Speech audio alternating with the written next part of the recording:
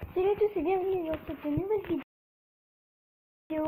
Enfin, réagir, voilà, à une vidéo que je n'ai jamais, même pas, que je n'ai pas vue, je vous promets, je ne l'ai pas vue, je ne l'ai pas vue du tout. Donc, on va se... C'est une chaîne, Le Roi des Rats, que je pense que vous connaissez. Il a fait des trucs, le monde part en YouTube, part en couille.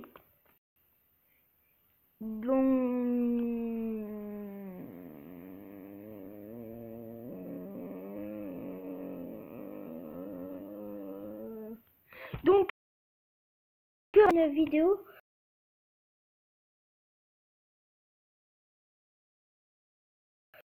de YouTube. Je crois que lui, tout ce qui est télé-réalité, réalité, truc, il aime pas. On va réagir. Comme d'hab, le lien de la vidéo sera en description. Et ainsi que mon Instagram.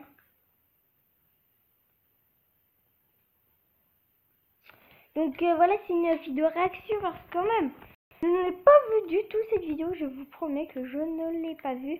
Vous me mettez ce que vous en pensez en commentaire. Et si vous, voilà. Si vous ne mettez pas ce que vous en pensez en commentaire, voilà. Donc, d'abord, du son.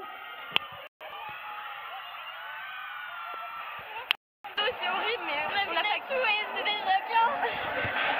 Non, je sais pas, voilà. J'espère que ça va parce que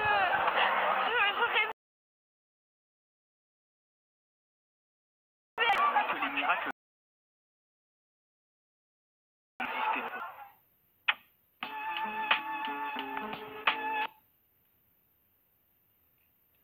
En plus, enfin, c'est vrai, hein, YouTube part un peu en couille en ce moment. Salut à tous, aujourd'hui je vais vous parler d'un sujet qui me tient à cœur parce qu'il m'exaspère au plus haut point. Les réalités tubeurs. C'est un mot très moche que j'ai inventé mais il définit parfaitement en quoi ça consiste. Un youtubeur, dans ma définition, est une œuvre qu'il a pensée, imaginée et créée de lui-même. Travail minime soit-il. Depuis un moment, quand les youtubeuses beauté est arrivée en France, le contenu sur YouTube a radicalement changé. Le contenu de base sur YouTube était orienté vers l'humour, le partage de connaissances, puis le partage de conseils beauté pour au final arriver à je vous raconte ma vie. Et le problème, c'est le fanatisme abusif de leur communauté. C'est pas nouveau qu'un youtubeur ait des fans. Cyprien et toute la bande des podcasteurs, ils ont un travail, contrairement à la communauté des réalités tubeurs, où ceux-là sont directement fans de la personne derrière la vidéo. Quand tu es fan de Squeezie, tu es fan de Squeezie, pas de Lucas. Par contre,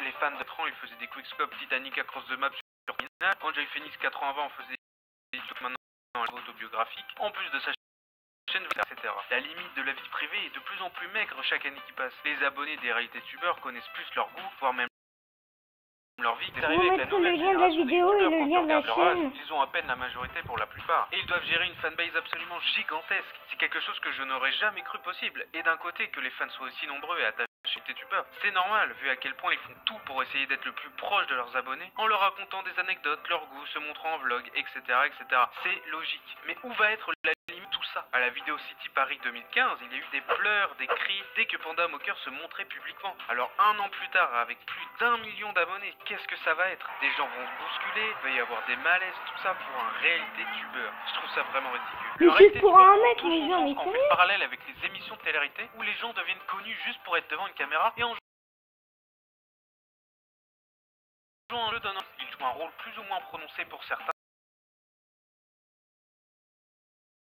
Et les abonnés, avec des asks et des swaps saupoudrés de vlogs, ça devient très clair. Les youtubeurs qu'ils suivent, pour eux, c'est des amis. C'est pour ça qu'ils sont autant attachés à ce genre de youtubeurs. Vu que les réalités tubeurs deviennent connus non pas grâce à leur talent d'écriture ou de montage, mais juste en bavardant de choses du genre ma playlist préférée, qu'est-ce qui m'en empêche? Et c'est pour ça qu'on voit énormément de vidéos d'enfants sur YouTube en train de faire des dégustations ou répondant à des... J'ai envie de ça, ils s'en foutent de quoi. Prendre exemple sur mon grand frère. Alors après avoir... Mais est-ce que c'est si grave que ça? D'un côté,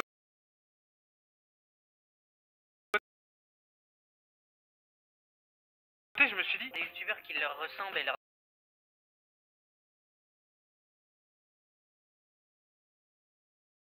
Citer 3-4 chaînes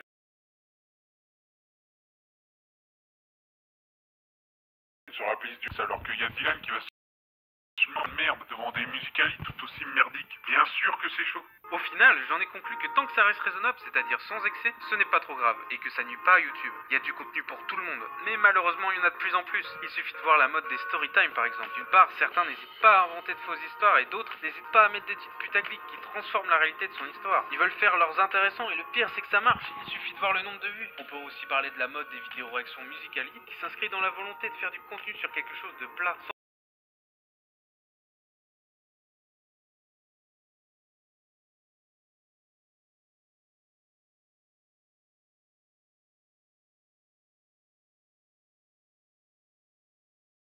sans but particulier, de fois par jour, tout ça.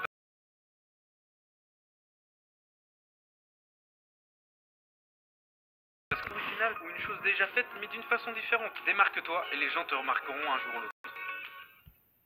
Voilà, c'est fini. En espérant que ça vous a plu. De base, je voulais parler des vidéos réactions, mais j'ai étendu la question pour arriver à cette vidéo. Moi, je vous dis à la prochaine et n'hésite pas à t'abonner si ça Donc t'a plu. voilà, Bonne vous me journée, disiez que je n'ai pas trop parlé pendant la vidéo, c'est fait exprès. Parce que voilà, c'était pour vous laisser aussi écouter la vidéo.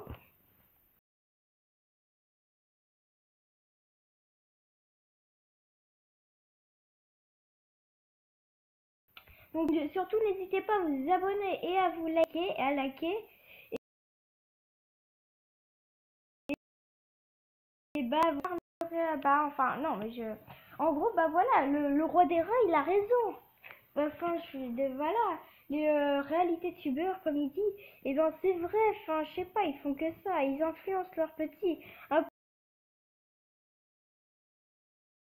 peu comme une... Non en fait je vous le dis pas, mais bon. Voilà en gros c'est ça, donc voilà il a raison mec.